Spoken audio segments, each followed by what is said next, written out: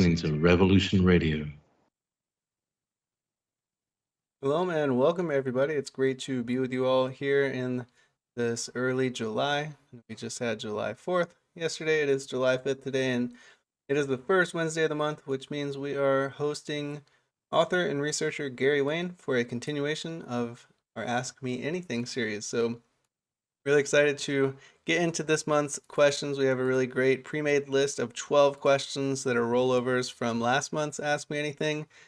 And if you do have a question, we should have plenty of time to get to your questions. And if we do not get to them, we will put them on the pre-made list for next month's Ask Me Anything. So if you are joining us over on youtube.com/SenGarcia, you can pop your questions in the chat over there. Just write, like Facts Not Fiction did, question in all caps at the beginning, or put your question in all capital letters so I know that this is a question for Brother Gary. So without further ado, let's bring Brother Gary on. How are you doing, sir? Doing very, very well, and it's amazing how fast a month goes by. But I'm so happy to be back with you and with the audience, and hopefully we're going to answer a few questions tonight. And looking forward to the show. Yeah, I can kind of count the months as they go by doing this AMA every first Wednesday of the month, and this is our 48th episode, which means we've been together for 4 years now doing Ask Me Anythings, and still.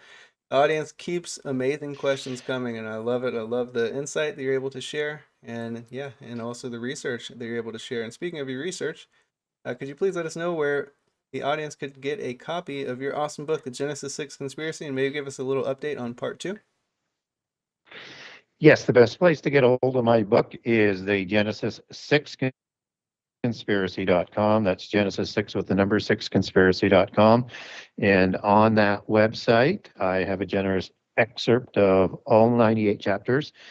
And you can order a signed copy for me off the website. You go to the Buy Now page. I have a page for Canada, I have a page for the US, and I have a page for the rest of the world. So that's the easiest way to get a copy. And also, the easiest way, if you just want to sort of link over, I have a link over to the Kindle edition from the Buy Now page and the front page, and also over to barnesandnoble.com and over to amazon.ca and amazon.com. So it's the best way to get hold of it. I will be working over the next month or two to get my website refurbished and up to speed to market the Genesis 6 Conspiracy Part 2, how understanding prehistory and giants helps to define end-time prophecy.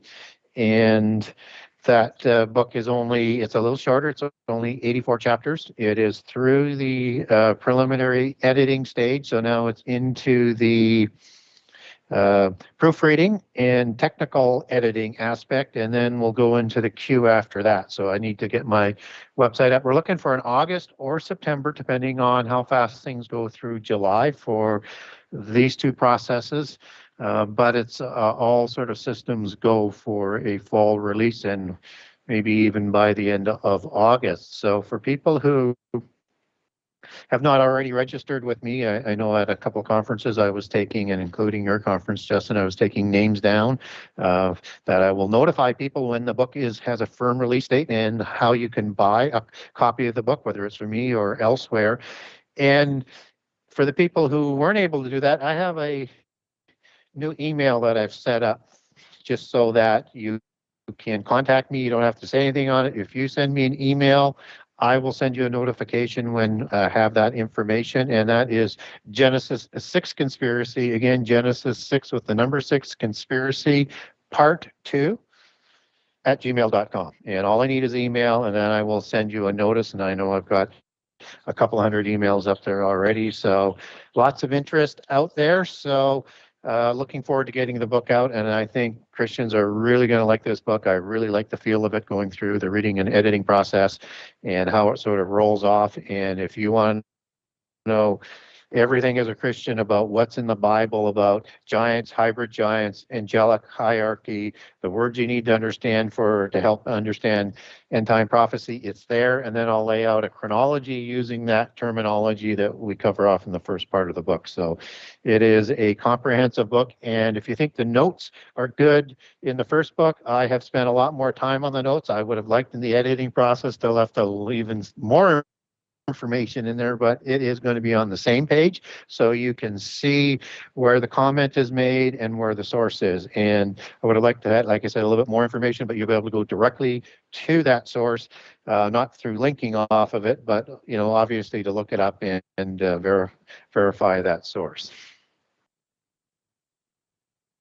And I'm sure that's everybody's favorite part to do, is being able to look and then confirm. That's amazing that you put that kind of research together, and the audience that is all truth seekers just loves it, and I really love it. I really appreciate all of that work that you do and putting together. I know putting together books is a very timely process, and then also responding to everyone's emails and then doing shows like this. I know that you're just fully dedicated to this ministry, and we definitely appreciate the time that you take every month to spend this time with us to do this Ask Me Anything series. So without any more hesitation, let's jump over to the first question. I need to update the slideshow. Sorry, everybody. I will get those updated as Gary answers this first question. The first one comes from Daniel Sullivan. Question: do you believe the day of Christ in 2 Thessalonians 2 is the rapture, or is it the day of the Lord, like many Bibles translate it? Is it one of the days of the Son of Man? Daniel tends to ask a lot of very, very good questions. So another shout out to Daniel.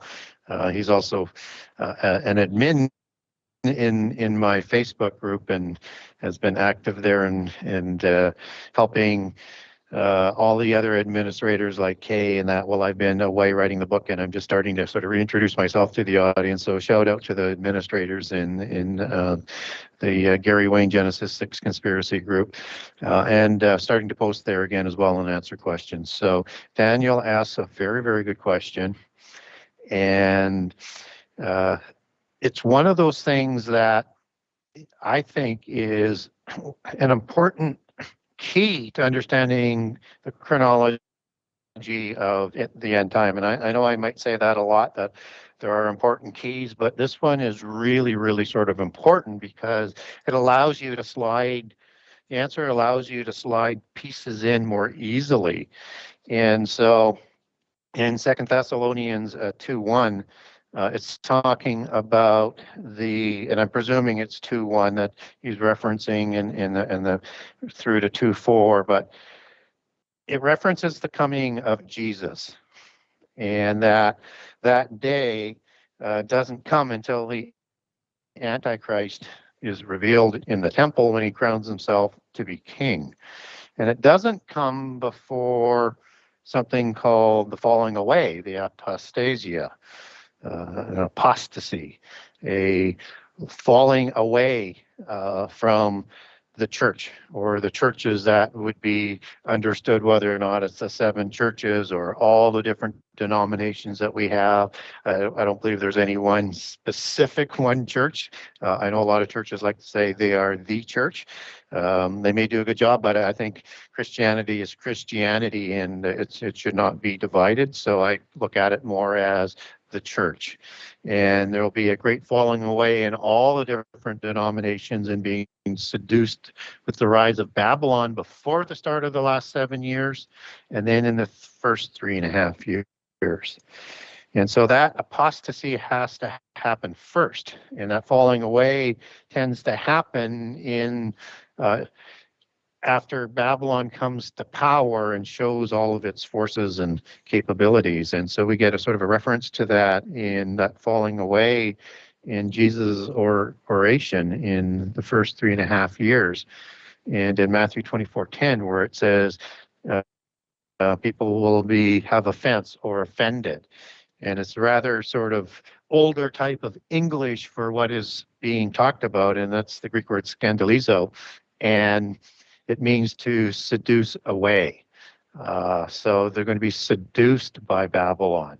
And the world is led astray. The world is seduced by Babylon through her sorcery, as in Revelation 18 talks about. So one of the interesting things about the passage that Daniel was referring to is you could overlay that onto Jesus's chronology, and it fits absolutely perfectly.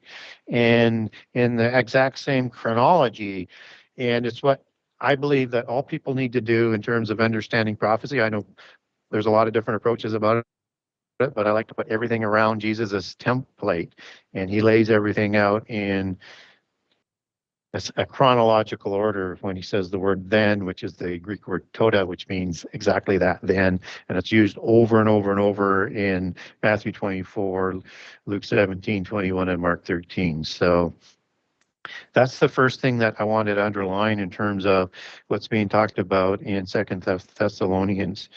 And yes, I think the day of the Lord is, in this case, talking about his first coming, which is the rapture. And that there's going to be another 3.5 years before Armageddon.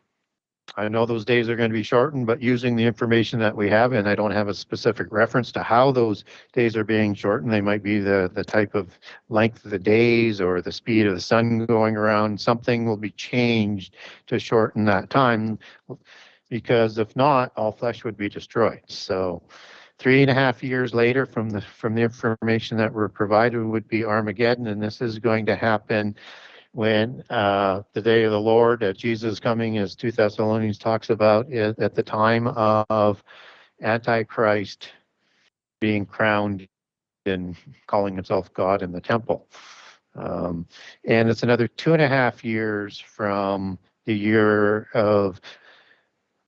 beginning of the year of the Lord's wrath, when the wrath bowls are going to be poured out. And it's 1.5 years away from the year of the Lord's favor, when Israel, lost Israel, that will awaken in the last 7 years, and what I call visible Judah, who are around the world and probably in jails as well, in concentration camps, will be broken out of those jails and led in second Exodus. So we need to understand the time frame, and we need to understand that Jesus comes more than once, I think, from my research.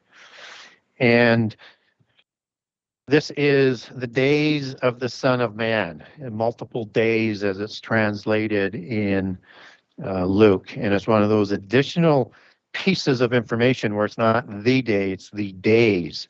And I think the translators were relying on another passage from the Old Testament, and the understanding of what Jesus is planning to come. And I'm referring to the King James Version that when I'm talking about this passage. That's in Luke 17, 22, and 26. And it says it twice.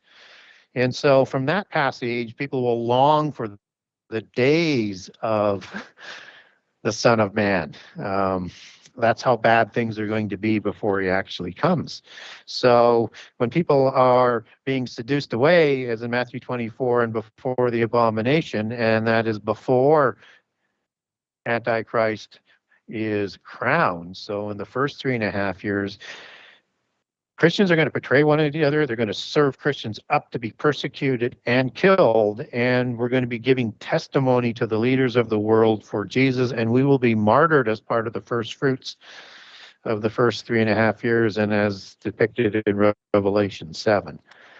So it's important to understand the chronology, and that we're going to be saved from the wrath, which is in the year of the Lord's wrath with the pouring out of the bowls, the year of redemption, the year of vengeance, the year of recompense. There's multiple passages in the Old Testament to define that day as here in the last year, and then there's a specific day of Armageddon as well. So you have to understand the context of the sentence and the passage that it's being used into.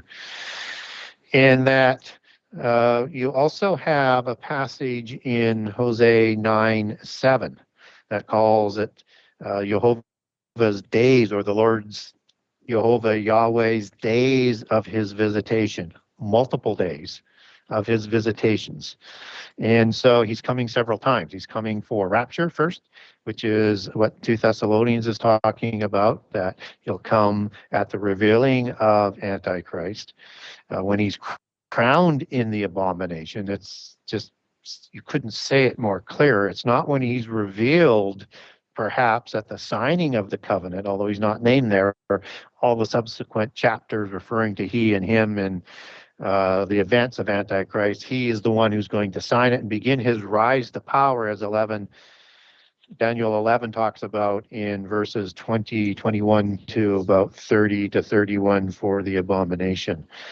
So everything sort of fits, but understand that that is one of the days of Jesus's visitations, and that shows up in Matthew 24's chronology after the abomination, at the start of the Great Tribulation, Thalipses, just as affliction in Matthew 24:8 goes back to Thalipses as well. So that's the tribulation of the saints, and then there's a Great Tribulation not seen since the beginning of creation.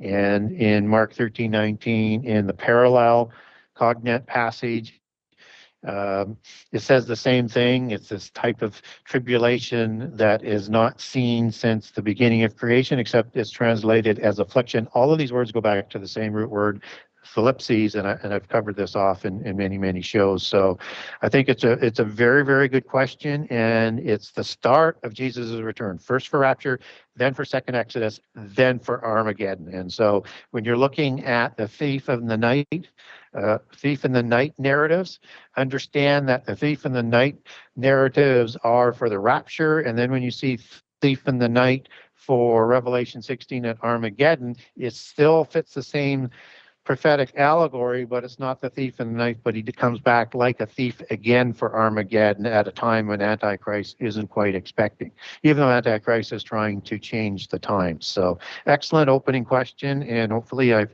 framed that in a way that provides the context of 2 Thessalonians, what Daniel's talking about, and how that links into the days of Jesus' coming. Yeah, definitely great points that you make. Thank you very much for sharing that. And definitely great question. Excited to get into the next ones. This next one comes from One More for the Road. Do you have any scientific proof the Bible is inspired? For example, are there any convincing Bible codes or equidistant spacing that proves this? I think if there was codes in the Bible, we wouldn't be able to understand the codes. I think there probably is. I think God does things in absolute perfection, but it would be at a level that we probably don't understand. I know there was research that was done in the 90s on the Bible codes, and they could sort of do things and point things in certain directions, but I don't think that it was able to go to a level of pulling all of that information out, because our technology and our understanding is just not there to do it. So it's the Word of God, so one expects it to have a scientific base, from a pure scientific base of the pure knowledge of the God of all things and how he created things, because everything is created with his laws.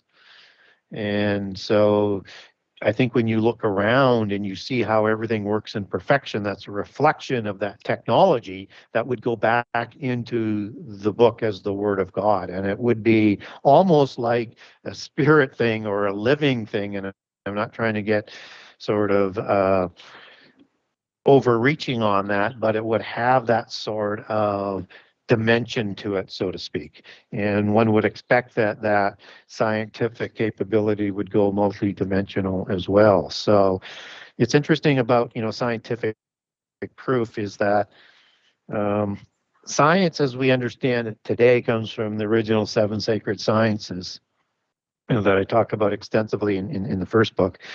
And that's the wisdom of this world, which is, we're warned about the wisdom of this world, that it is skewed and it is limited. So we want to make sure that we're not trying to measure up against a imperfect system that has a theology, a polytheist theology behind it, because it comes out of the development of the knowledge of Cain and Enoch from Adam that's used to lead people away from God and to discredit God. So science is designed to discredit God. So it's not going to look into the positives, and it's not going to look to support anything, whether it's creative design of any form or anything to do with the Bible. So it is something that we want to be aware of. But what we do know is that science proves the Bible every day.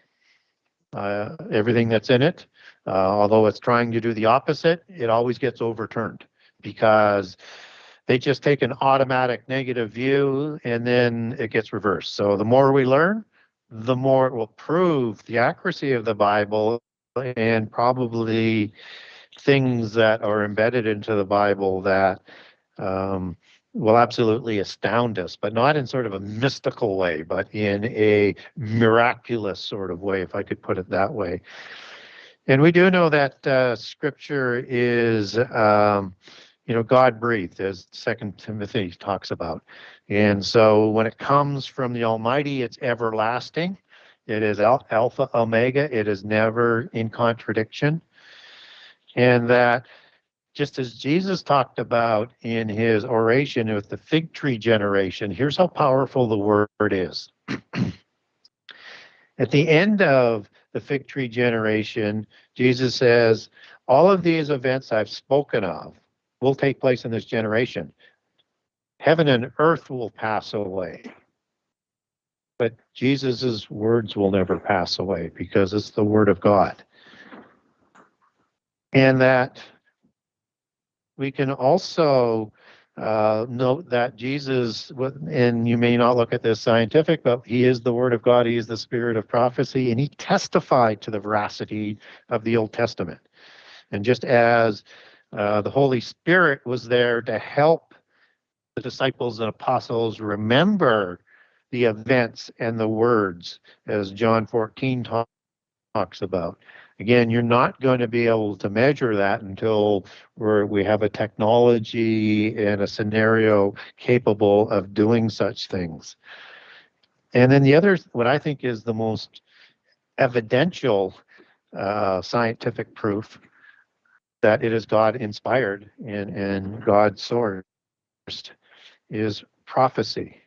And I know the wisdom of the world and the seven sciences are there to deny biblical prophecy. But it was provided throughout the history of Israel and the Holy Covenant, and all of those events came through that were prophesied for the period of the prophet or for the time of Israel, and only those prophecies that were designed for the future, let's say for the rebuilding of the temple, let's say for the destruction of Jerusalem, the cutting off of the Messiah, as Daniel 11 talks about, in the New Testament, the book of Revelation, and the details that Jesus laid out, they are specifically marked to be fulfilled to prove scientifically without fact, as those ones are fulfilled, just like all the other prophecies, including the Messiah prophecies that Jesus fulfilled when he was here. These will be fulfilled.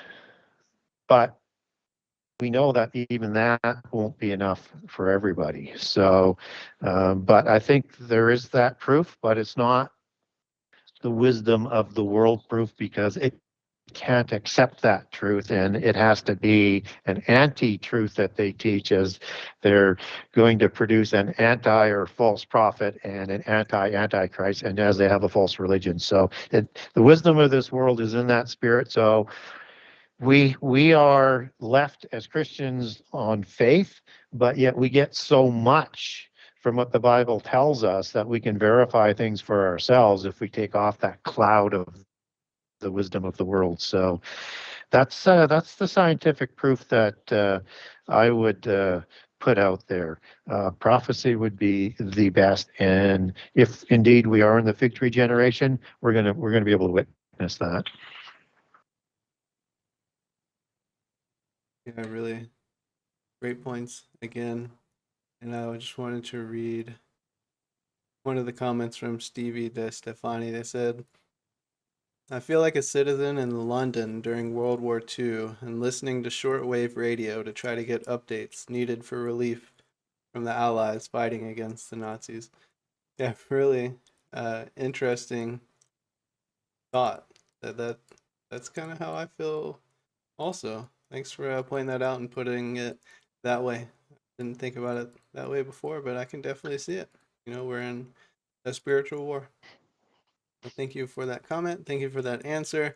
And we'll move on to the next question that comes from the Matrix Squared. Gary, in your best estimate, what is the quickest possible time until the abomination of desolation or midpoint of the tribulation occurs, assuming all prior events were to kick into gear as of today?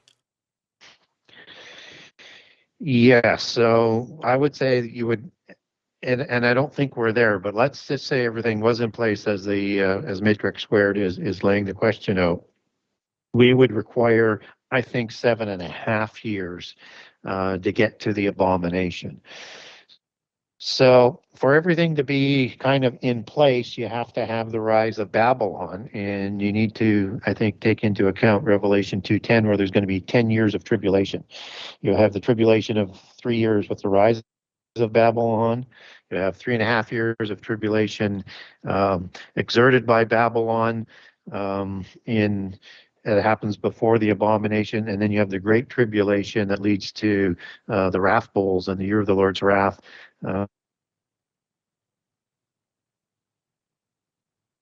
So that leaves you 3 years before and 3.5 years, because we have not seen the rise of Babylon. And so that would be where I think we start moving out of the beginning of the sorrows and marching towards the opening of the seals. So no matter what, I think where we are is there's still a ways to go before we see the abomination. And I think we're going to have to see those false prophets of Babylon that's going to be prophesying these prophecies of doom that will be designed to put fear amongst the people of the world to convert to their religion or be destroyed from the face of the earth. It'll be the Babel syndrome all over again, because it's the Babylon religion.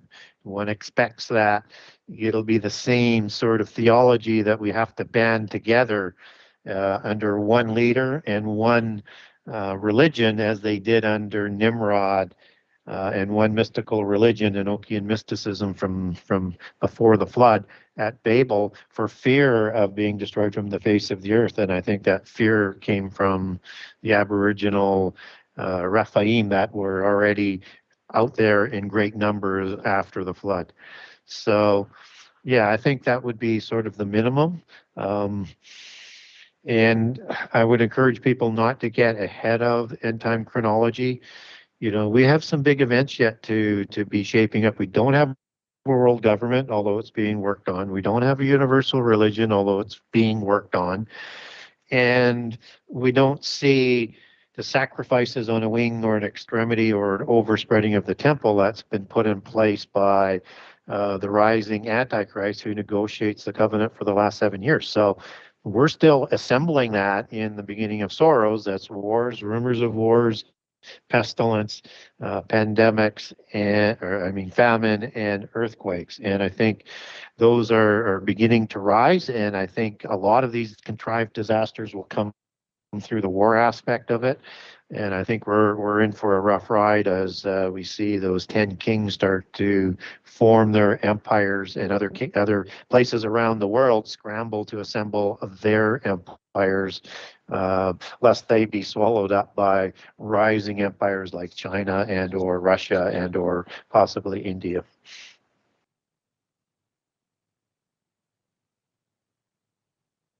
Awesome. Thank you very much for that answer, and really great question again. Next question comes from Yvette. What did Yeshua mean when he said to run to the mountains in the last days?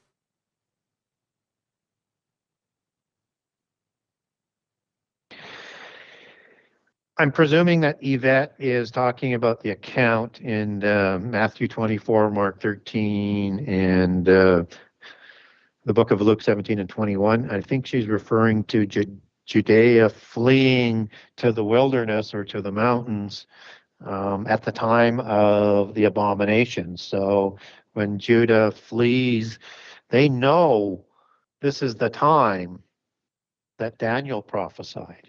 This is the time of Jacob's trouble. This is the time of the great tribulation.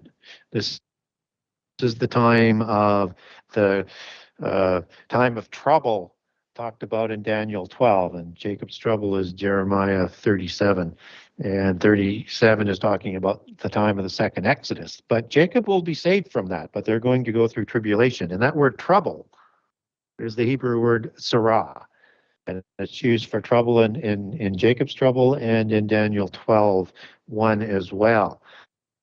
And so it's the cognate word for thalipses, for tribulation and affliction, that's used for that same time frame and passage in Matthew 24:21 and Mark 13:19, right after the abomination. And so we get that sort of nexus of that time point where things really begin to sort of heat up.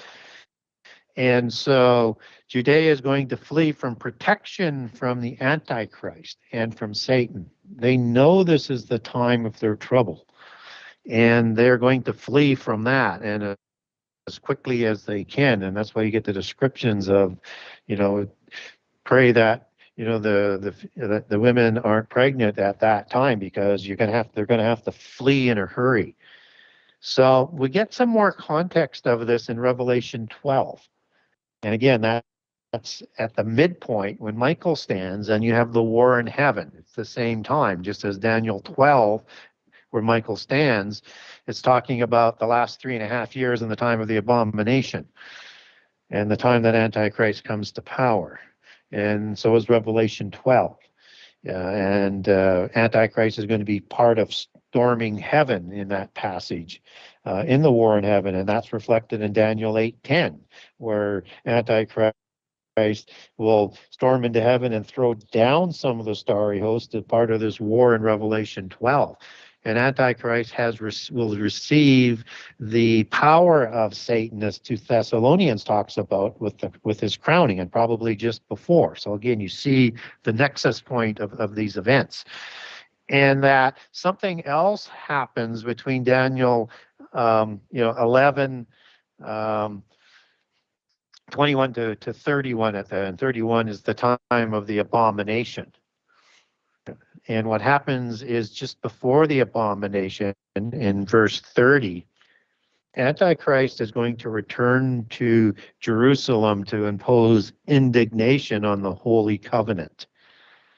When it's talking about the old Holy Covenant in the Old Testament, it's talking about Judah and lost Israel, who will have awakened and are already in prisons by Babylon, as I would understand it. And if they're only awakening at this point, lost Israel, they're still going to be attacked by Antichrist. And we see that in Revelation 12, where all those who are going to hold to the testimony of Jesus and God are going to be persecuted by Antichrist and the dragon.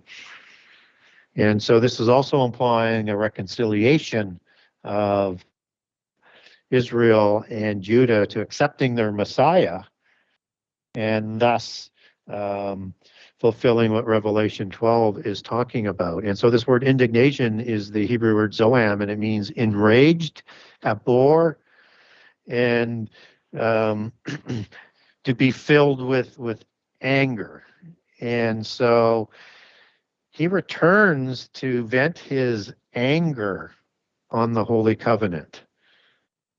And so Judea is fleeing that abomination in Jerusalem, where Antichrist is, who has already moved in his armies, as Daniel 11 and Luke, the book of Luke, talk about, and has already killed the 2 witnesses, as at least being part of the one who comes up out of the abyss. I think by that time he is also in league and probably avatared by Azazel, Abaddon, and Apollyon, as I look at them as being the same for the leaders of the Watchers who come out of the abyss. And so the Judean people are going to flee to the wilderness to be protected by God, and as Revelation 12 talks about, for 3.5 years. And on the way, as the book of Isaiah talks about, there's going to be this overflowing of a river, of the Euphrates River, just as Revelation 12 talks about the spewing out of his mouth of a river to destroy fleeing Judah. But God will protect it, and will protect Judah and Israel in the second Exodus on the wings of eagles, just as that's the same language that was used in the first Exodus. So that's why Judea is fleeing to the mountains, because this is a prophecy targeted at the visible southern kingdom of Judea, and they need to leave quickly because they will be slaughtered en masse by Antichrist in his enraged anger. So if that's what was being referred to by Yvette, that's what I think is going on in that set of events there. A really great question and a really interesting points that you bring up. Thank you so much for sharing that. Move on to the next question that comes from Michael Fisher. Did Moses have 2 wives, Zipporah and the other, the king of Ethiopia's daughter? Very, very good question by Michael. And I think what he's referring to is Numbers 12, 1 through 10. With that question, because Zipporah is the Midianite wife that he takes after being exiled after Moses is exiled from Egypt. But in Numbers 12, he is being pushed back by Miriam and I have a frog in my voice, and Moses's brother, and I'm struggling to come up with his name right now. Aaron, there we go, flashback.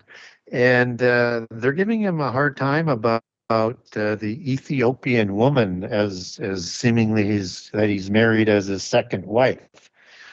And we don't really get much more on that out of the Bible. So Ethiopian derives from H3569 Cush, and Cush or Cushi means black, and not Ethiopian as being anywhere else, but sort of specifically, as I understand it, from the same sort of Ethiopia that the Queen of Sheba would be from. But nonetheless considered an African nation, and probably the same people that were part of Upper Egypt. But we don't get any more from that sort of biblically, so it's kind of a mystery, because we don't get a name and we don't get a framework where or how he would have had another wife. Whereas with Abraham, we get those names, and we get those we get the context in the events, whether it's Hagar or it's Keturah. And Keturah is she produces a son, Media, who's going to produce the Midianites that Moses is going to get Zipporah as a wife from after leaving Egypt. So there is another source, though, that sheds some light on this. It's not biblical, but I'll share it because it's by Josephus, who wrote the history of the Jewish people after the destruction of the Jerusalem temple by Rome. Becomes a later, Josephus apparently prophesies that, and he is taken into the emperor's house and financed to copy down the history of Israel so it's not lost to the world. And so Josephus has an account of Moses in Antiquities Book 2, chapter 10. And he names this wife as Atharbis, or Tharbes, or Tarbes, depending on how you want to pronounce that, and that's spelt as it's transliterated into the book of Josephus, Tharbis. And Josephus says Moses married Tarbes before marrying Zipporah, and that she was the daughter of a king in Cush of Saba city, and king of Ethiopia in Saba city. So this is happening while Moses is leading armies, according to Josephus, and conquering Upper Egypt. And in that whole campaign, he meets Tarbis, and she falls madly in love with him, and they have a consummative marriage, and she's of royal bloodlines from, the daughter of the king of Saba. So that's the only account that I can attribute to, but whether or not there's some Jewish legend in there or not, it does match well with what is being referenced in Numbers 12, 1 through 10 as the Ethiopian woman. And biblically, we don't get any more from that. So I would say that Josephus is probably relaying a piece of information that wasn't found to be needed to be essential in the book and was left out. But it's interesting, though, and I love this about the Bible. It's not afraid to address some of the things that some non-believers would look at as warts. I mean, we need to sort of understand that even the great patriarchs were human, and they have had past lives before their conversion, and things like that go into play, and the Bible doesn't run away from those inconvenient details. It actually puts it out there because it's part of our human nature.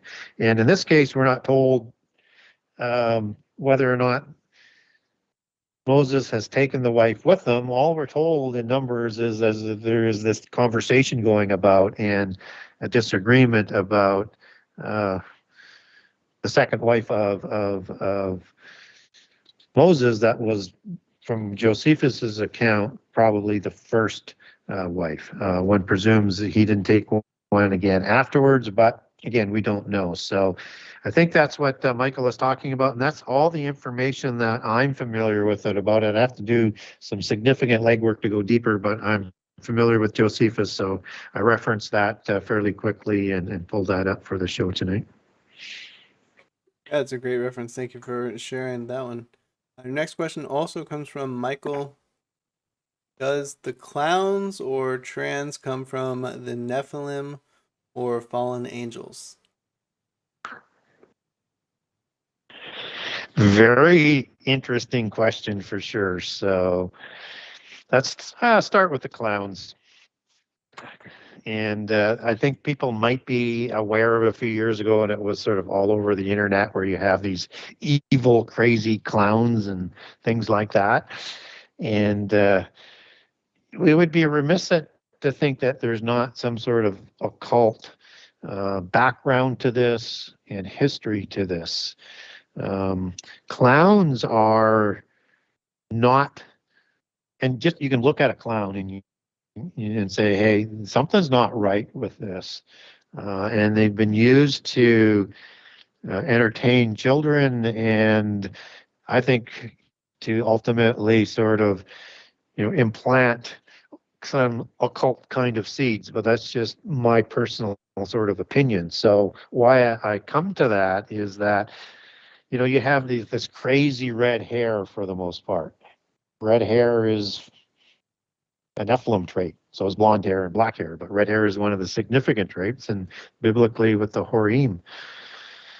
And you get this really pale colored skin, which again is typically understood as a Nephilim and Rephaim trait. Very, very pale skin, hoary skin. Just as Horim goes back to white bread and pale white and words like that. So it has that sort of connection back to giants. And that the clown makeup that is put on has even deeper meanings in terms of the spiritual kind of sense in the occult. And so it is akin to the theater mask that is covered up over the face in old Greek dramatic plays and Roman classic plays as well, and an older history than that.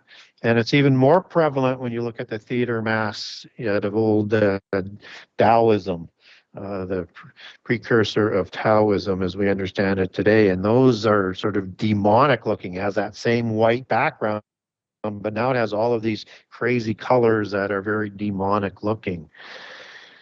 And in satyrs and that word, not coincidentally, is rooted in satyrs and a devil goat god, and dramas and tragedies of the great classics, the actors were portraying Nephilim past, Rephaim past, bloodlines past of these famous people, and that it was a metaphor for holding the spirit that was within them to become sort of one with that spirit to portray that character. And so it's hiding who is inside, and so it's showing what is now outside. So that's a demonic possession sort of allegory where you have a disembodied spirit of a giant that is going to possess a human, and there's two hosts in there, and the mask in this case is representing that demon coming to the surface and being in control and being visually speaking outwards, and that whether or not the host is suppressed or it is being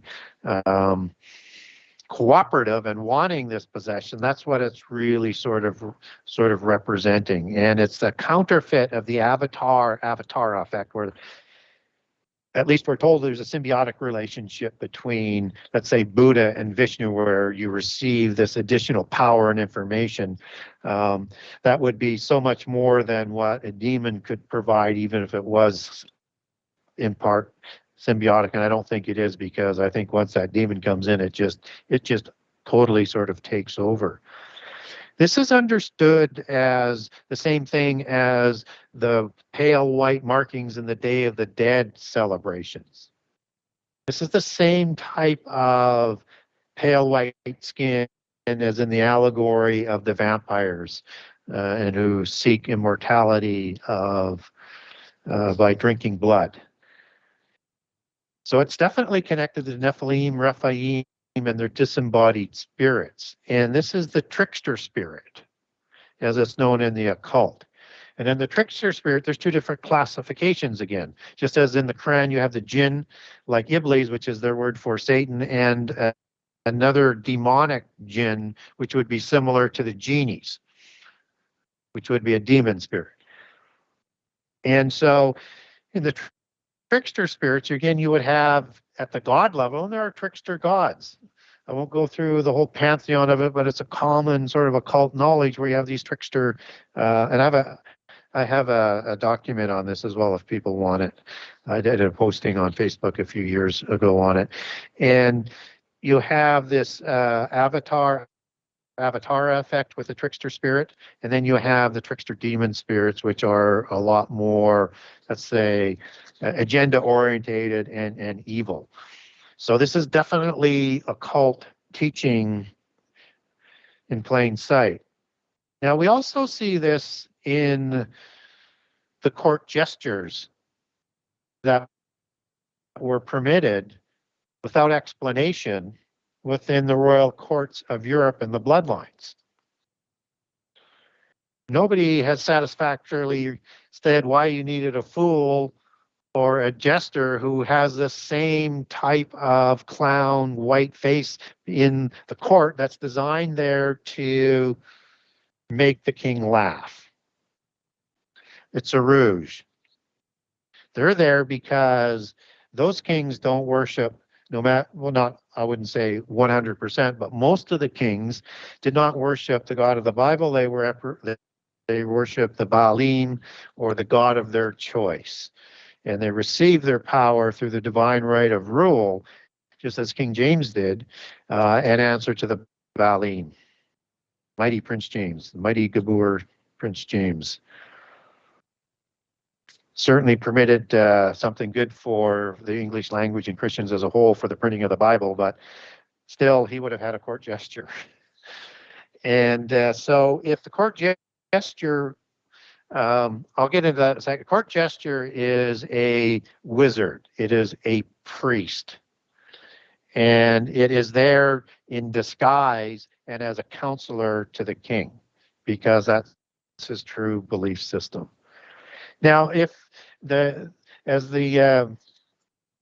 mythology goes in it, if they were not able to make the king laugh, they did something to this court jester. And what really is the case is if the jester didn't give good advice or didn't predict the things that come true that the king wanted, they would punish the priest. And what they would do is they would take this white, brightly painted court jester, take a knife and slit its mouth upwards to look like a infamous character in the Batman series, which again is based on superheroes, based on Nephilim and Rephaim. And in this case, Batman is based on a character and giants out of the Popol Vuh with the Kishimaya, with the house of Zabalba, which were bird-faced demigods. And one of those, so it's like an Anunnaki, only an Anunnaki of Earth, so it would be the Tengu warriors or priests in Southeast Asia. In this case, there's a separate branch of the Zabalba. It's called the House of Camazotz. And this is the House of Bat, as it's defined. And I have some information on that if people want it. And if you Google Camazotz, C-A-M-A-Z-O-T-Z, you'll get this outfit that pops up that looks like the outfit that Batman wears. And where I'm coming to is that whether it's Superman and, who is, based on the House of El, Durel, Jor-El, it's another superhuman. It's a Nephilim, and it's totally embedded with occult history and religion. And so the Joker in this Batman series, who's like an evil giant, as opposed to a good giant like Hercules. You have good giants, you have evil giants, you have black magic, you have white magic, you have good witches, you have evil witches, and on and on and on. And the duality and the micro level of polytheism, we know them today, it is common, and people don't know who they're really talking about, white hats and black hats. Neither one of them have our interest in mind. They all have the same agenda. They all worship the same pantheon of gods. But that's the depiction of Joker in the Batman series, is a court jester who has had his mouth slit.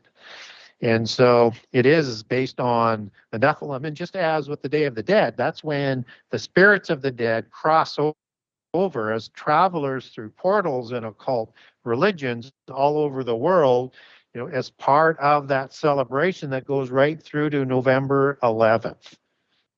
And that day should strike you as being not coincidental, because that's the celebration of all of the dead, or the honoring of all the dead, on Remembrance Day for World War I. That was the 11th hour, 11th day I'm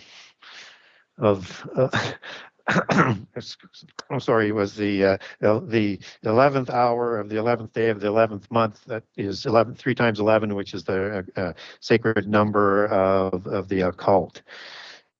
And that poppies were worn, and it's got to do with the celebration of the dead as you go back into prehistory as well. So all of this is always interwoven to transmit. I have a document on this as well on November 11th and poppies, and if people want it. So second part is similar.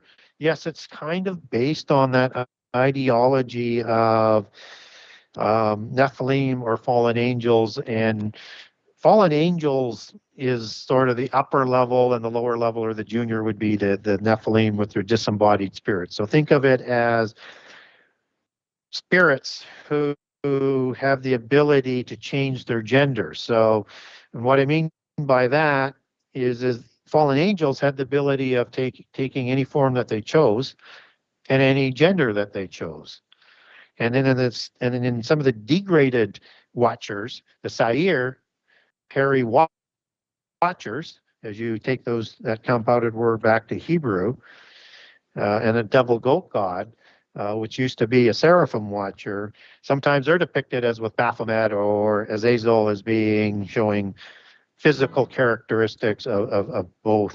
And the concept is basically this, and I'll wind this up as we're going to commercial, is that they can transfer a spirit in their technology to a slave or an oiketarian, and that's what they're basing their doctrine on. Awesome. All right, thank you, Brother Gary. We will be right back after this short break.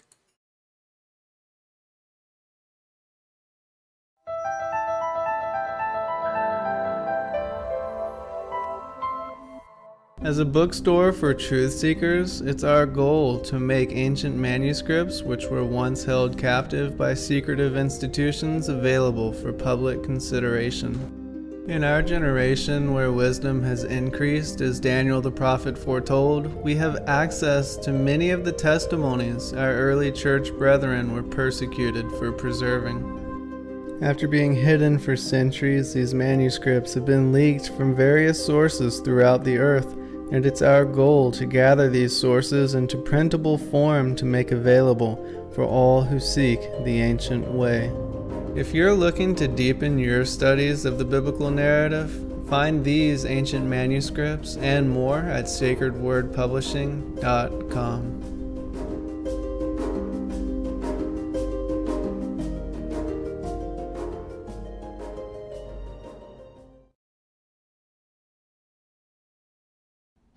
Your partnership with Sacred Word Publishing goes further than the publishing of ancient manuscripts and weekly video content.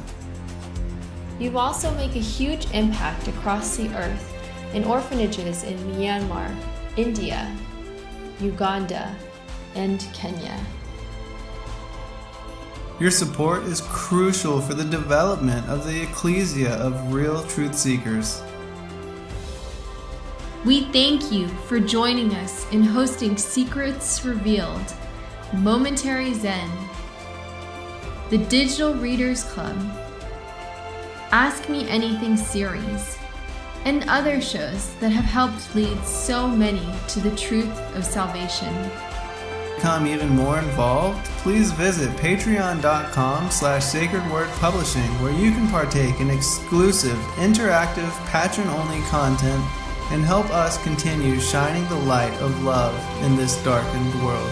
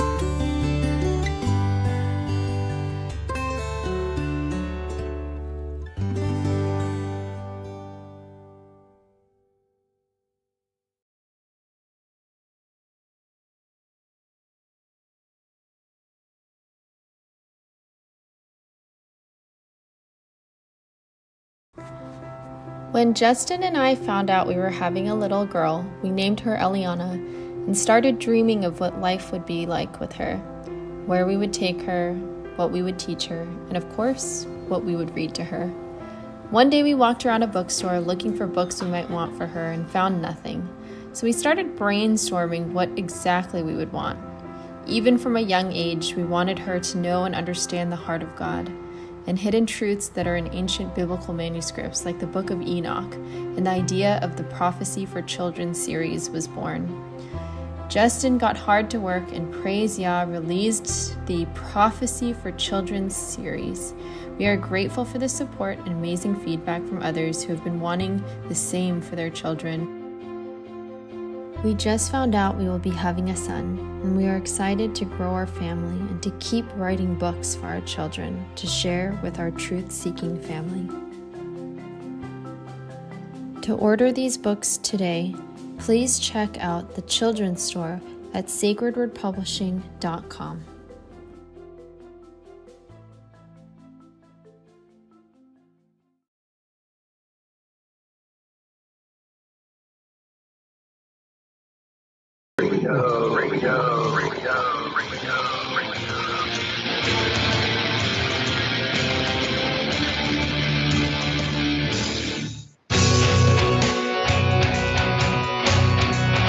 All right. Thanks for listening while we take that short break here at Revolution Radio, freedomslips.com.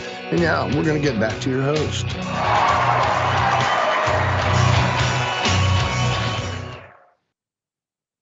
All right, welcome back, everybody. It's great to be with you all again this evening for a continuation of our Ask Me Anything series with author and researcher Gary Wayne. Brother Gary, are you still with us? I am, and ready for the second half. Excellent. All right, so I think we were done with the last question. Is that right?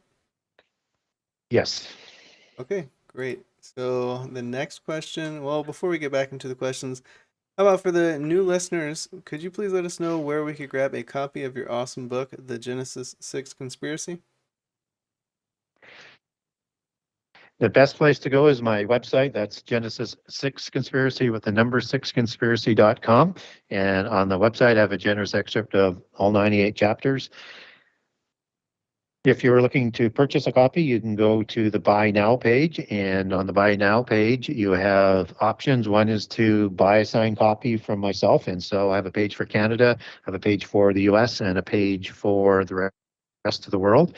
So if you want a signed copy, that's how you get a signed copy. If you want a digital version, you can link over from the Buy Now page to Kindle and order the Kindle version. And if you wanted to check out the pricing and availability at other locations, you can link over to barnesandnoble.com from the Buy Now page, also to amazon.ca and to amazon.com. So that's the fastest, easiest way to get hold of my book, and it's also available on most online bookstores. And so just Google it and you should be able to find it rather easily. And if not, get hold of me. I'll sell you a signed copy. Awesome. I definitely suggest everybody checking that book out if you have not already done so. It's a great book, and we're definitely looking forward to part 2. So let's continue on with the great questions. If you do have a question, please do write it in the chat over at youtube.com/ZenGarcia. In the live stream chat there, I am monitoring and adding all the questions to the list to be answered after the pre-made list tonight. And if we do not get to your questions tonight, we will roll them over to be part of the pre-made list for next month. So really great questions, and I want to move on to the next one that comes from Douglas. Question: what is visible Judah? And if you could, I wanted to add on, what is invisible Judah? Yeah, I think that's referencing to what I like to say. So there is not an invisible Judah, but there is an invisible Israel. So for lack of a better way of describing it, I like to say visible Judah when I'm talking particularly about prophecy, because it's the southern kingdom that I'm referencing to. And in biblical history, there was a splitting after King Solomon into a northern kingdom and a southern kingdom. The northern kingdom is called Israel, and the southern kingdom is called Judah.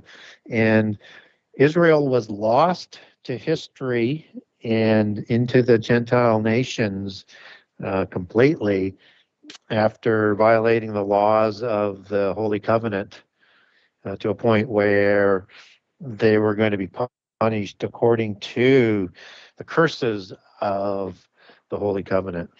And so they will not become visible again until they're called by name and they awaken, I think, in the last 7 years, and I think specifically by the 144,000 that begin their preaching of the gospel and the waking up of the lost tribes of Israel in preparation for second Exodus that happens in the year of the Lord's favor, at the beginning of the year before the year of the Lord's wrath. So the visible Judah is the Judean southern kingdom that repented at that time and received a reprieve from the curses of the covenant.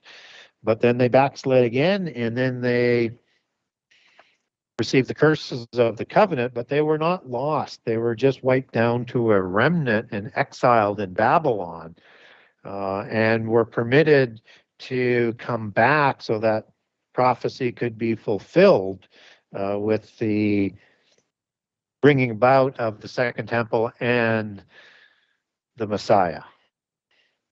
But again, they rejected their Messiah, they violated their holy covenant and suffered the curses again and were dispersed throughout the world, but not lost again. And I think that is so that when we see them in the land of the covenant, as we do today, is when they declared their independence in 1947, whether or not people think they're all 100% Jewish people or not, it's not really the point.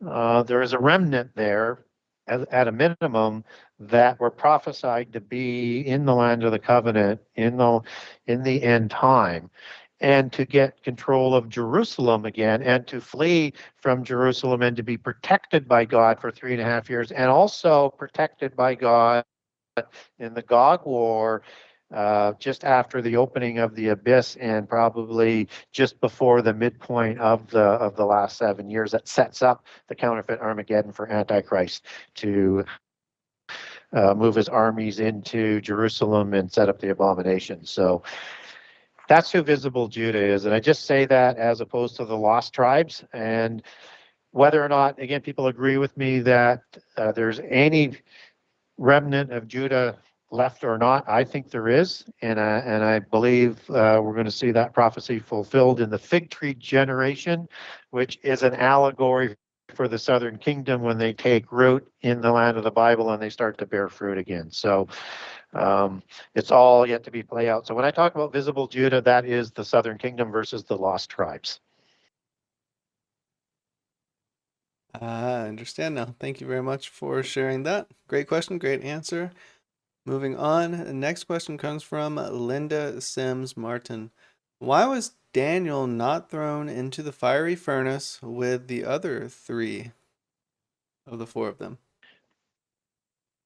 Oh, that's a great question for sure. And Daniel 3 is when this happens. Shadrach, Meshach, Abednego, or also known as Hananiah, Mishael, and Azariah in the Hebrew language.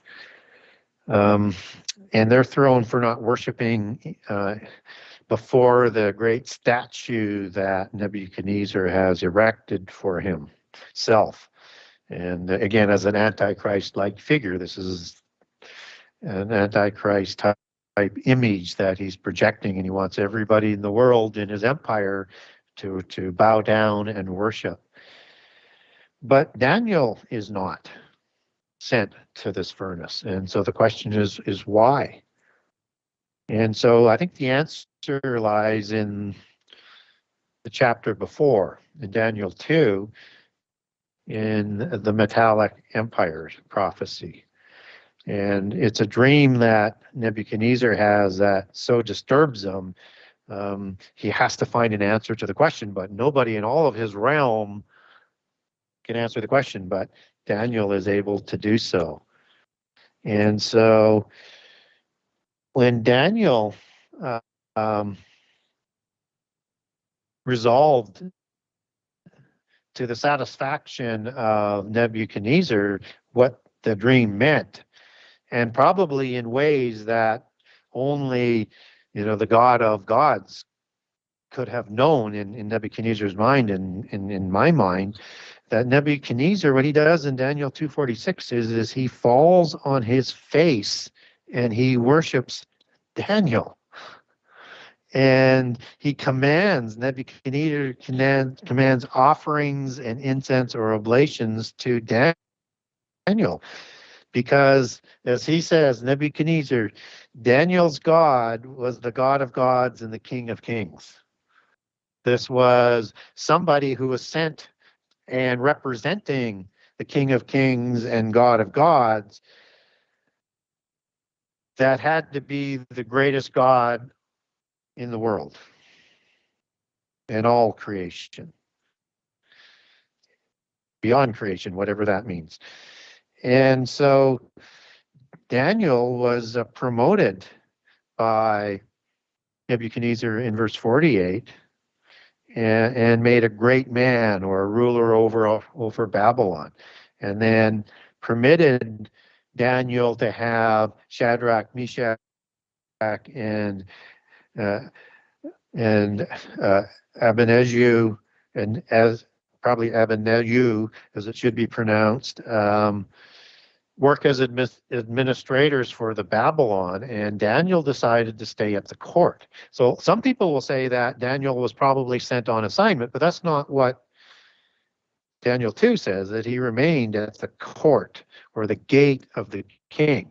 That's how powerful and respectful the King of Kings of Beast Empires, of the Gold Empire, of the Lion Empire, respected Daniel, and the fear he held for the God of the Bible.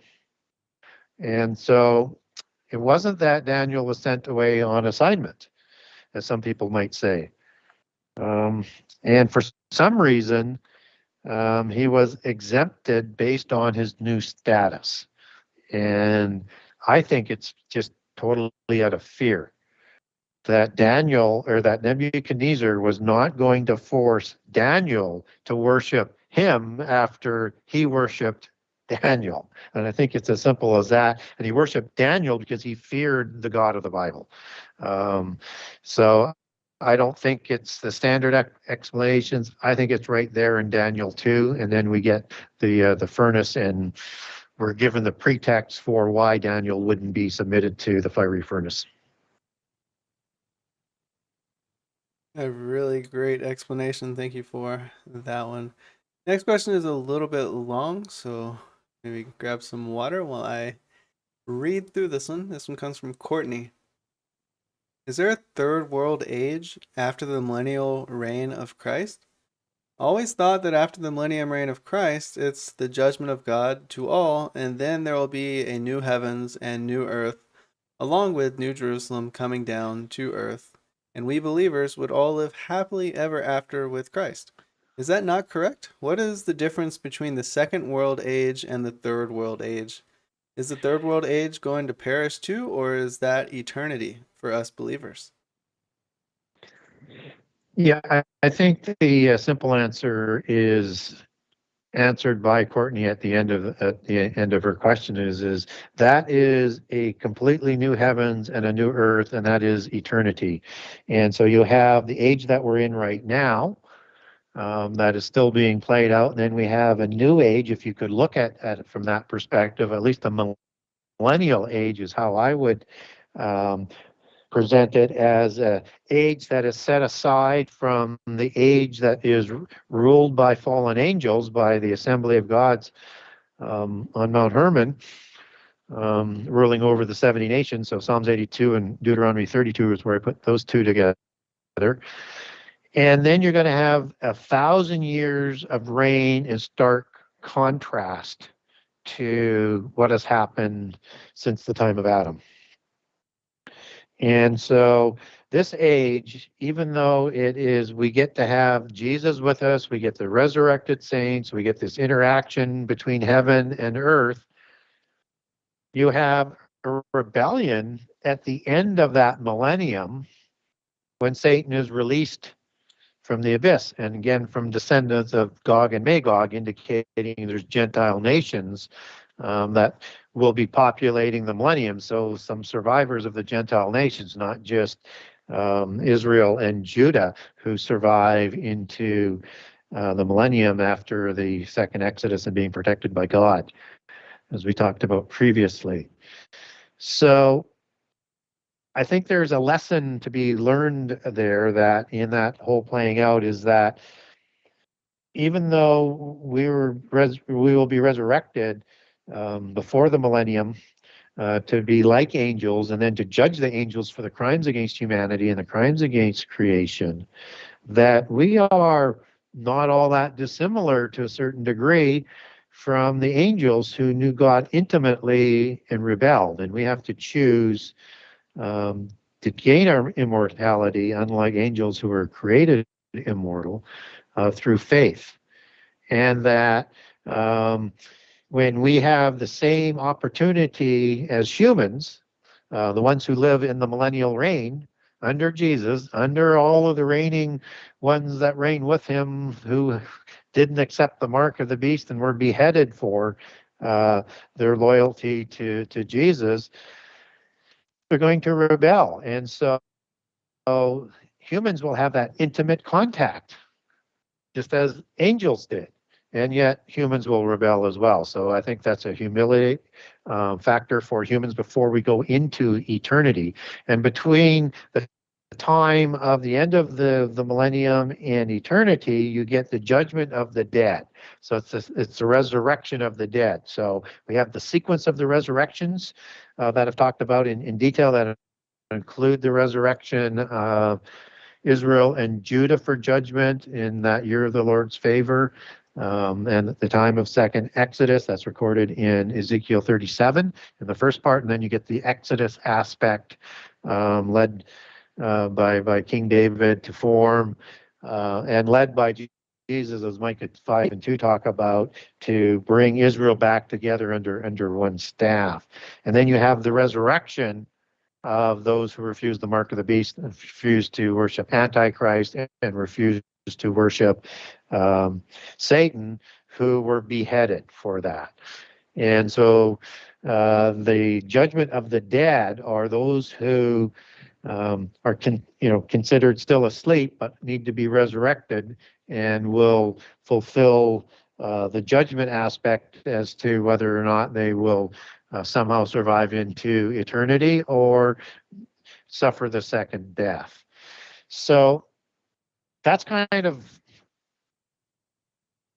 I guess I would say it is sort of completing sort of the last ends of the details. And so you have Satan that is cast into the lake of fire. You previously had the angels at the beginning of the millennium who would have been sent to the lake of fire, as Daniel or as the book of Matthew talks about.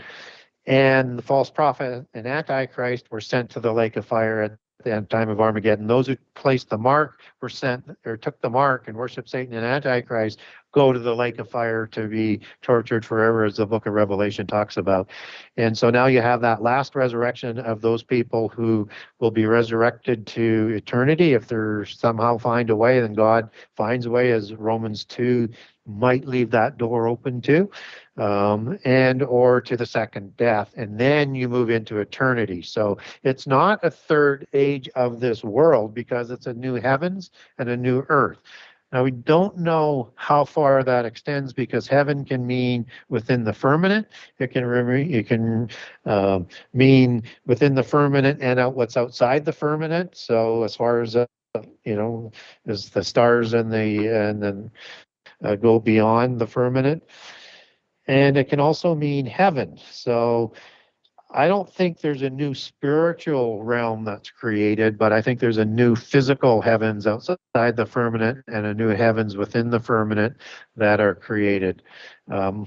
So that it will be something that's new, that is prepared for eternity, and what we were provided in our new bodies as resurrected, bodies like Jesus had, that can now go between heaven and earth as Jesus did in a physical body, which was something that wasn't before the resurrection of Jesus. So I would make just as a distinction on that. It's not the third age of this world. If you had another age of this world, it would be what was done at the time of creation by fire if there was a gap between Genesis 1:1 and 1:2. To me, that would be the first age, if there is that, and I think that's a possibility. And then the second age is with the renewal of the earth and that line of thought in days 1 through 6.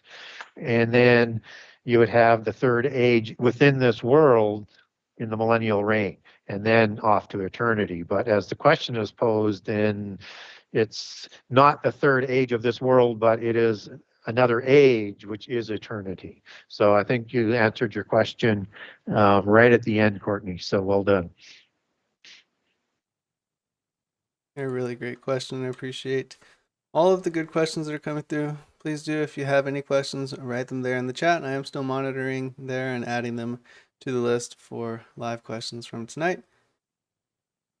All right, our next question comes from Truth Seeker in his service. Why was the tribe of Dan replaced with the tribe of Manasseh, as shown in Revelation chapter 7?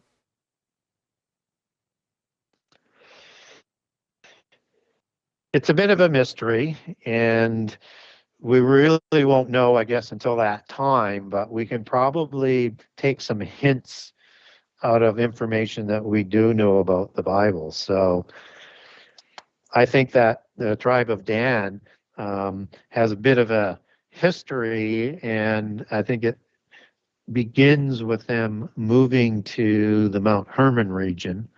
And I think a lot of Danites started to follow the Baalim, as what a lot of Israel did, but not in the same way and consistency as the tribe of Dan. And I think that there's a relationship in the end time with Dan to perhaps Babylon and the religion, and perhaps some sort of connection, whether it's bloodline or whatever, in terms of, could be the false prophet, I don't know, but there might be a relationship there with the coming Antichrist as well. So I think Dan is purposefully not represented in the 144,000 that are sealed by God. And I think that is likely the reason. That's my speculation as I put together details from the Old Testament. That Dan is, when you're looking at in the book of Genesis for the end time prophecies for the tribes, and then with Moses, as Dan is looked at one who trips up the rider. And I think Dan causes backsliding and corruption of polytheism into ancient Israel, and probably into the end time as well. So I would look for Dan to be playing, whether or not we can recognize them as Danites or not, to be playing a major role with the coming of the end time, and particularly the religious aspect. And I think that's why they don't, they've lost their right to have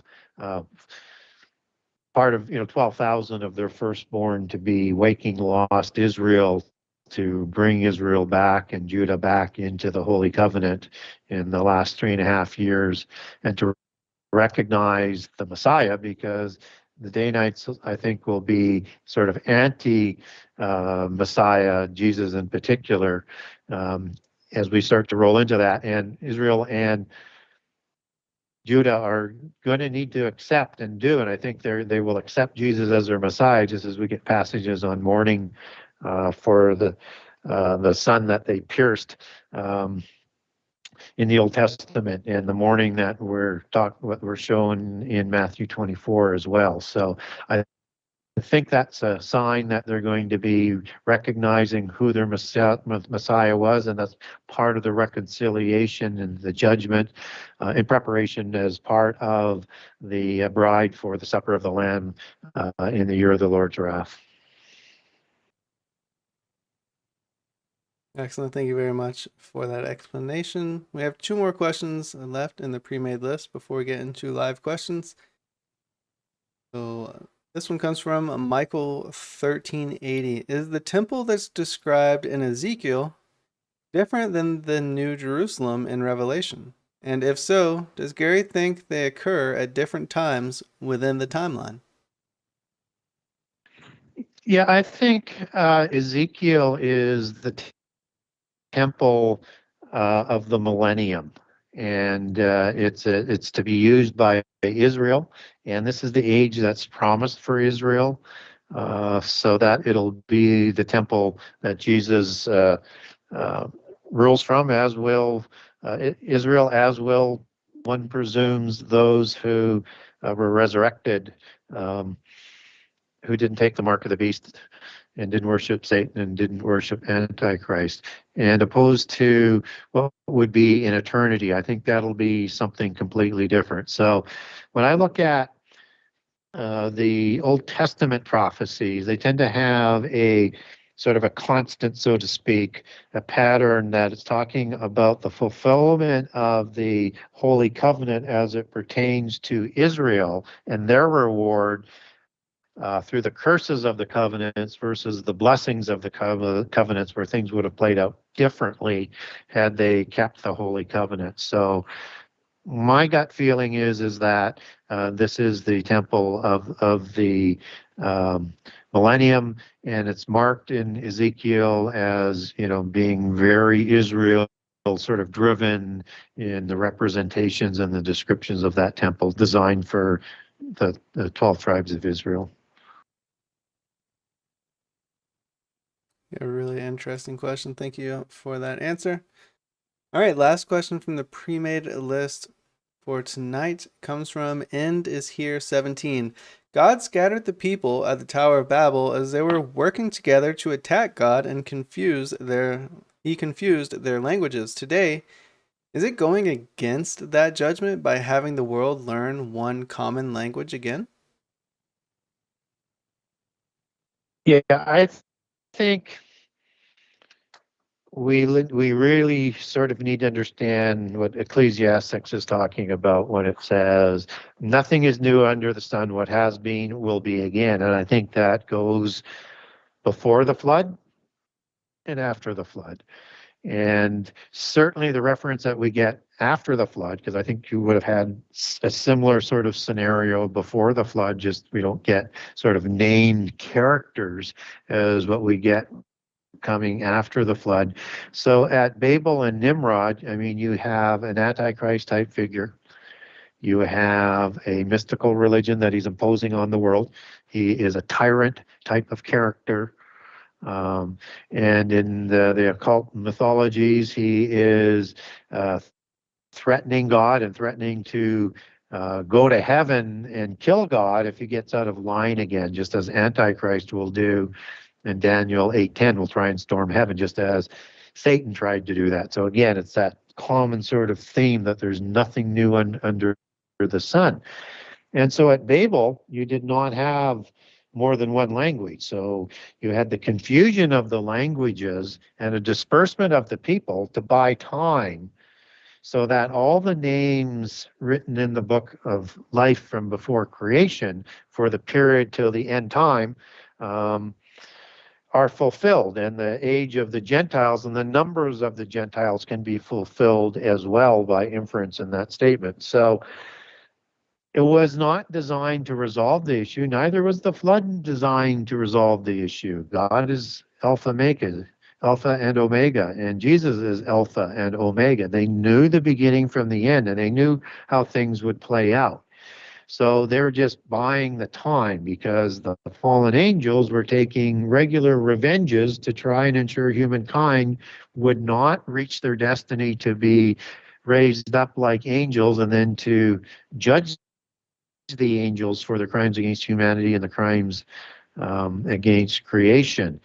And that they obviously didn't know everything, because as the book of Corinthians talks about, 1 Corinthians, is that had the princes of this world, the angels of this world, understood that there was going to be a resurrection, they would have ensured that Jesus was not crucified, and conversely, they had ensured he would be killed, and they thought that that would be the end of it, and their rebellion would be justified, and humankind may end up in the dustbins of what would have been non-existence, with their names remembered no more, just as they tried to have Israel destroyed from the face of the earth to prevent the Messiah from coming. So again, this is all sort of consistent. So we're going to see the same type of thing roll out in the end time with the Babylon religion, understanding Babylon is rooted in the Hebrew word Babel. And so it's going to be that kind of religion. It's going to be that kind of scenario. And we're going to have seemingly one language, whether or not everybody actually speaks the same language, or there's translators, or it's as King James may have planned with, along with Francis Bacon, the English language, as they design, as Bacon designed the language to be the universal language to bring about the new Babel, the new Babylon.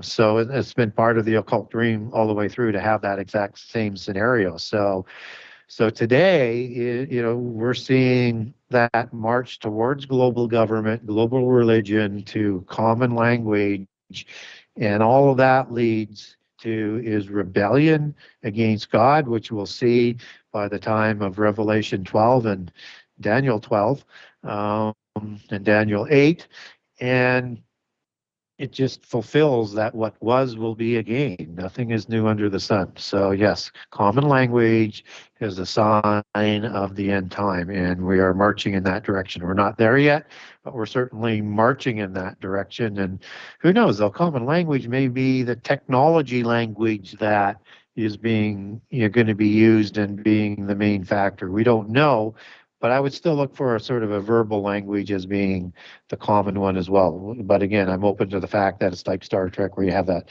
translator aspect. So, and that translator aspect would be, a forewarning as to how they're going to bring about that one language. All right, welcome to the end of the pre-made list, everybody. That was a really great list of questions, as it always is, and definitely a great hour and a half of answers. I'm excited to move on to our pop quiz time. This is time where we're taking questions from the live chat. It is a first come, first serve. So the people that asked the questions at the beginning of the show tonight, your questions are getting ready to be answered. If you do still have questions that you did not ask yet, please do put them in the chat over at youtube.com/ZenGarcia on the live stream chat there, and I will add them to the list. If we do not get to them tonight, we will roll them over to be the pre-made list on next month's Ask Me Anything with Brother Gary. All right, so we have a really great amount of questions, really interesting questions, and let's get into it. So Facts Not Fiction asked the first question from tonight. Why is the KJV translation of Daniel 9:27 slightly different than almost all other Bible versions? For example, the second time he appears is one instead. This greatly changes the meaning. And should I go over and read it potentially? Yes, we should be reading that for the audience so that they know what he All right, might be talking about. Let me pull up specifically the KJV first, and then I'll read a different version. It says, Daniel 9:27, and he shall confirm the covenant with many for 1 week. And in the midst of the week, he shall cause the sacrifice and the oblation to cease. And for the overspreading of abominations, he shall make it desolate, even until the consummation, and that determined shall be poured upon the desolate. Right, let's pull up a different translation. All right, I don't like the NIV, of course, but we'll pull it up for research sake. Same chapter, same verse, Daniel 9:27. He will confirm a covenant with many for 1/7. In the middle of the 7, he will put an end to the sacrifice and offering. All right, so the question again was, why is the KJV translation of Daniel 9:27 slightly different than almost all other Bible versions? For example, the second time he appears is one instead. Yeah, very, very, very good question again. And the first thing that I would inform people of is that the King James Version Bible was translated from the Masoretic text for the Old Testament, and then it did use some other Greek versions for reference, but essentially was used from the Masoretic text. Later versions like NASB or NIV and other more modern English translations, in a lot of cases, translated from manuscripts that had not yet been discovered, like in the Dead Sea Scrolls, and mostly, or most of these would be coming out that were slightly different, and so you would get a little bit of translation coming out as well. The second thing that I would interject into this argument is that not all the words you see, whether it's in NASB, NIV, or any modern English translations, or in the KJV, is actually has a Hebrew word attached to it. So some words are inserted by the translators to try and sort of make sense. So when you have he, for example, in Daniel 9:27, and it shows up, I think, twice, and both of those words are not taken back to a specific Hebrew word. So they've been inserted to try and make sense of the Hebrew that it was written. And so we have to be sometimes careful with some of the wording. If it doesn't have a Hebrew word, it's an interpretive fill. It may be an accurate fill, or it may not be. And you'd have to, you would have to, I guess, really do a study for yourself to see whether or not you agree with that specific translation or not with the inserted sort of words. So for 1 week is a specific 1 week, which is 7 years, and the word one in the King James Version Bible is properly means united or alone or all together. So it is kind of just a choice of the translation and interpretation of the word. I think the 1/7, in the midst of the 7, there is 1 week that is preserved that is going to complete all prophecy, that is going to complete all things that need to be done in this age, and that's shows up earlier in Daniel 9, when it's talking about the weeks of the years. And so no matter how you're going to interpret the words that should be used in it, you're going to need to go back to the original part of the passage for the context. So the wording, and I'm going to bring up the passage here. It says, 70 weeks are determined upon thy people, upon thy holy city, to finish the transgression and to make an end of sins, and to make reconciliation for iniquity, and to bring in everlasting righteousness, and to seal up the vision and prophecy, to anoint the most holy. So that 1 week, that single week that's being referenced is part of the 70, but only 69 of those weeks are filled, and then there's this 1 week that is remainder, where all of these other things as part of the Holy Covenant will be fulfilled. And so I think that's the context that is being talked about. So you have to understand different sources. You have to understand that not all the words are directly related to a Hebrew word, and that words that were used in the time of King James sometimes don't have the same connotation as what we have today. So you kind of have to go back to the meaning that is used in the context of the King James, or the NASB or the NIV to get the source word for what that meaning is and what the translators were trying to do. At the end of the day, translating from Hebrew to English or Greek to English is a very difficult thing and sometimes a little bit subjective. And I think, if I had my druthers on how it was done, they would have made the Bible longer and put in more words so that they could actually put in the full context of the meaning of the words in a lot of cases, so that it's a little bit more easy to understand. So hopefully I answered that question. And I know it's a sort of a complex issue, and it does in a certain way change the meaning, but you're still talking about that 1/7 of years that have been reserved for the end time. And we know it's the end time because the end in Daniel 9:26 is the Hebrew word ketz, meaning the end times or the latter days. So I think we have to sort of read that in that kind of context of what was said previous, because that provides the information in both translations. Yeah, really great information. Thank you for sharing all that.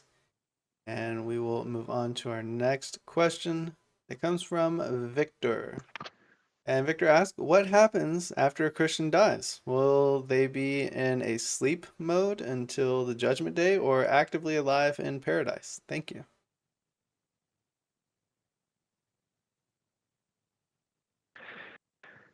So if I understand the question right, it was what happens when a Christian dies.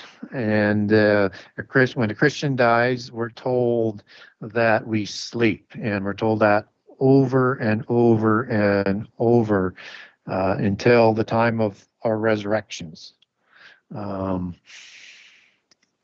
Whereas if you're not a Christian and you're not saved, or you're not part of Israel, you're going to be resurrected at the end of the millennium. Now, there's a lot of debate as to what does that sleep state sort of mean, and I would sort of slice it a little bit and say what we also know is that when somebody dies, the spirit goes back to heaven from where it was received, and the soul and the body is what stays here in the ashes thereof. And so the soul and the body is the Keturah dwelling place for the spirit, and it merges with the soul that only God and Jesus can separate. So what happens in heaven with that spirit, one presumes it's still kind of a sleep-like mode, but some people would say no, that's the body part, and that you would be alive in heaven. I guess that's possible. We don't really get a scripture that tells us that. So I kind of lean to what I know what scripture says, and I would say that our spirit is in some sort of stasis mode in heaven, and Jesus referenced this mode as sleep. And even when he resurrected Lazarus, when he was talking about Lazarus sleeping, it was rather confusing for the people that were with him, but he was referencing Lazarus was already dead. But that's just one example, and there's lots of examples through the Bible. So that's what happens when we die. That's what happens when humans die. That's not necessarily what happens to the Rephaim or the Nephilim, whose disembodied spirits were counterfeit spirits, and they're not permitted to sleep. And they're going to roam the earth, or they're going directly to the abyss and the sides of the abyss, as Ezekiel 32 and Isaiah 14 talk about for the terrible ones. And in the occult belief is then why they have all of their rituals for their dead kings is somehow to parade them, put them on a boat, help guide them and protect them to go to their heaven in Hades or Sheol, where their gods are believed to reign from in their belief system. So there's a difference between the Nephilim and the Rephaim and humans. So that would be the only reason why I'm sort of laying that out so that there's no confusion. So again, hopefully I've answered the question. That's what happens biblically, from what I've learned in research as to what happens to a Christian when a Christian dies. Yeah, thank you very much for answering that one. So it's one that many people share. Moving on to the next question. Comes from Michael Fisher. What is the reasoning for King Charles' second coronation from a secret society point of view? It's rather standard. So what happens is that in the succession, and it usually happens at a death as opposed to an abdication, but seemingly you would do the same thing at an abdication, is you need to transfer power instantaneously so that there's not rebellions and rivals, and you need to consolidate that power very, very quickly.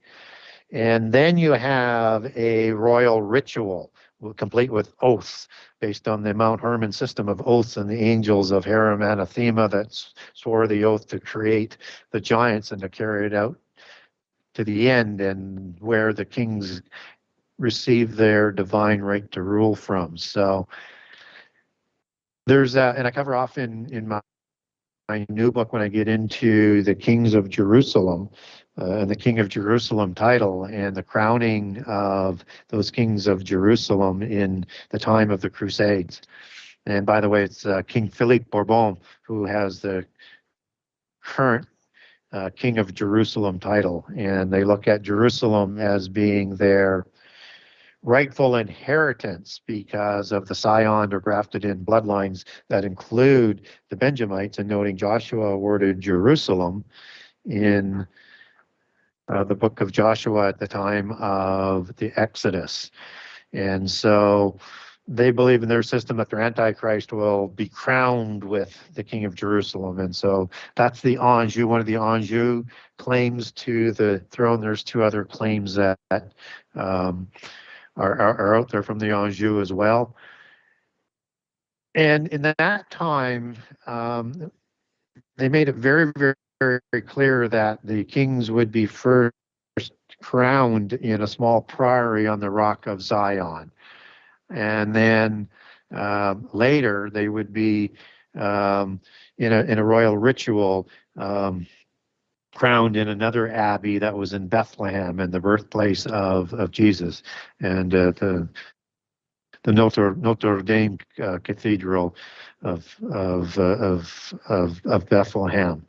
And so that's another example of how this whole thing comes down through history. Is there's a way and a process and a continuation of their authorized rule on earth as it comes down to the kings of today. So one was to ensure that there would be the first anointing, that there would be proper transfer of power, and then they have to honor the pantheon of gods that they worship. And so anything that's oath-based is, you can pretty much bet that they're not doing an oath to the God of the Bible. They're doing an oath to the God of their genealogies. And they do that to honor the pantheon of God because it's what polytheism does. So that's why there's two. It always has been that way. And it doesn't really matter which sort of monarchy that you go to. It's a general sort of rule of thumb because it all goes back to the same belief system and the same authority transfer system and the same bloodline system that comes right from the Rephaim after the flood and the Nephilim before the flood. They're really great points. All right, we have about 7 minutes left. Maybe we'll get through one more, and then we'll be able to get to all of the questions that we don't get to tonight next month. Thank you so much, everybody, for all of these really great questions.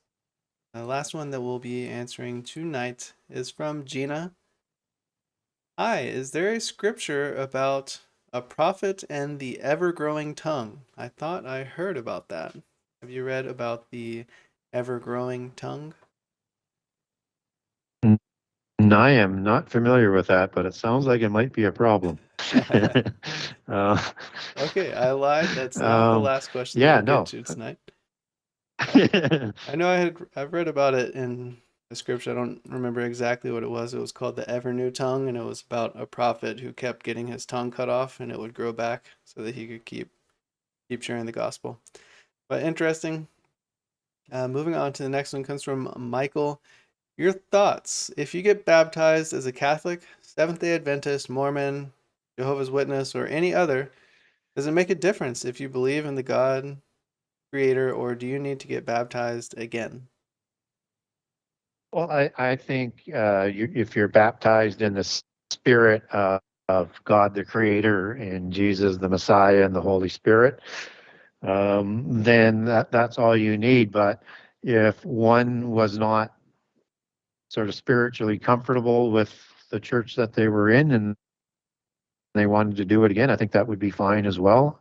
But I really rely on the spirit of what you're doing, and the Alpha Omegas, they know what the spirit is, and they know what was in your mind and who you were praying to. But if you have any doubts, you can get baptized again. And I think a lot of people, particularly if they're baptized in a child, choose to be baptized again, and then in probably the domination that they have chosen. So I think that, from a non-minister's perspective is perfectly acceptable. So, but if it was done in the spirit of what you think was right, then that's fine. If not, then get baptized again. Excellent. Well, thank you so much, Brother Gary, for joining us for this 48th Ask Me Anything. This does mark our 4 years, the end of our 4 years of Ask Me Anything. So I guess next month we'll be beginning our 5th year of Ask Me Anythings, and all the questions, they continue to develop. All of the information that you share continues to develop, and you're a human being like all of us, and your research just continues to get deeper and deeper. So thank you so much for joining with us and sharing that.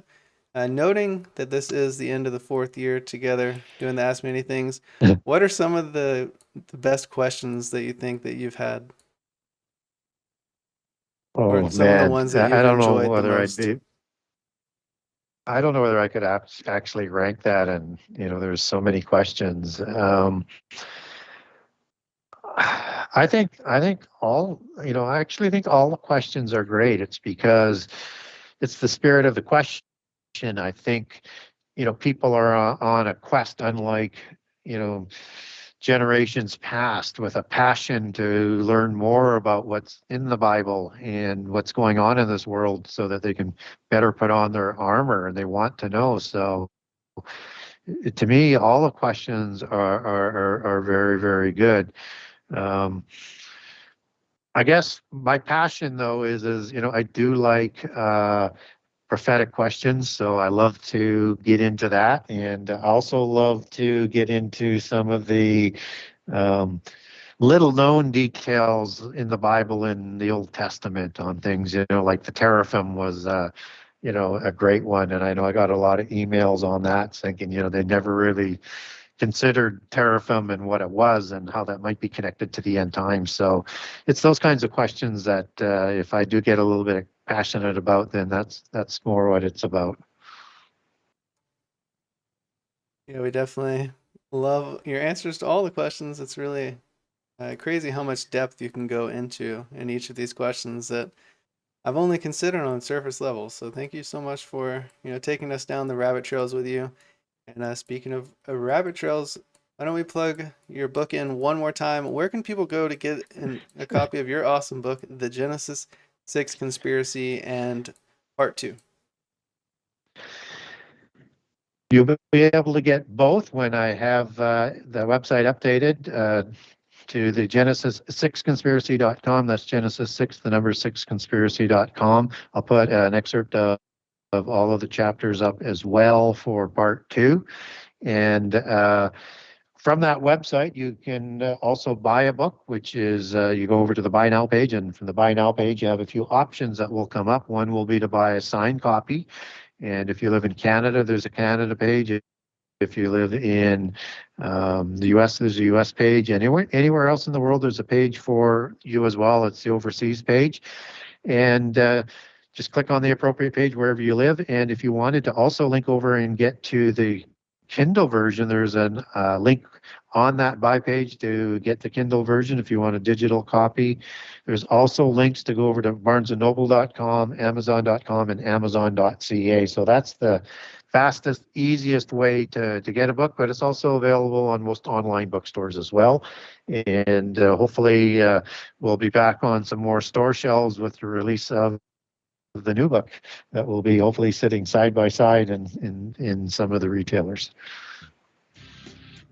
Yeah, well, that's perfect timing. Thank you, everybody, for joining. Thank you, Brother Gary, again for joining. And we will see you all next month for the beginning of our 5th year of Ask Me Anythings with author and researcher Gary Wayne. Shalom, everyone. Have a great night, and God bless.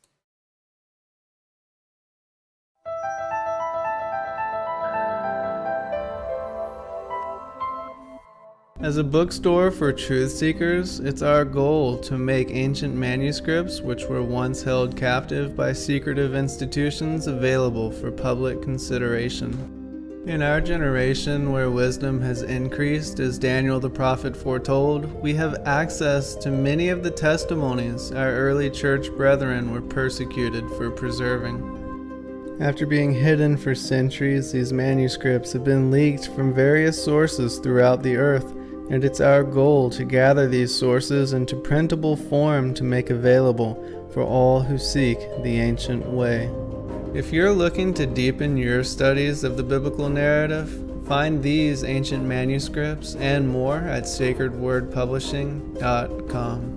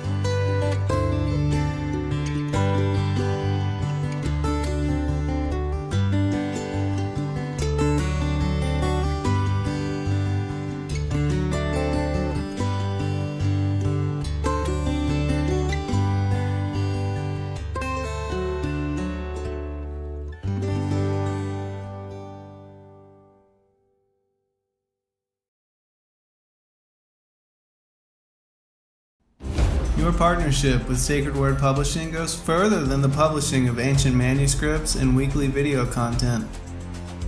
You also make a huge impact across the earth in orphanages in Myanmar, India, Uganda, and Kenya. Your support is crucial for the development of the ecclesia of real truth seekers. We thank you for joining us in hosting Secrets Revealed, Momentary Zen, the Digital Readers Club, Ask Me Anything series, and other shows that have helped lead so many to the truth of salvation. To become even more involved, please visit patreon.com/sacredwordpublishing, where you can partake in exclusive, interactive, patron-only content and help us continue shining the light of love in this darkened world. When Justin and I found out we were having a little girl, we named her Eliana and started dreaming of what life would be like with her, where we would take her, what we would teach her, and of course, what we would read to her. One day we walked around a bookstore looking for books we might want for her and found nothing. So we started brainstorming what exactly we would want. Even from a young age, we wanted her to know and understand the heart of God and hidden truths that are in ancient biblical manuscripts like the Book of Enoch, and the idea of the Prophecy for Children series was born. Justin got hard to work and praise Yah released the Prophecy for Children series. We are grateful for the support and amazing feedback from others who have been wanting the same for their children. We just found out we will be having a son, and we are excited to grow our family and to keep writing books for our children to share with our truth-seeking family. To order these books today, please check out the children's store at sacredwordpublishing.com.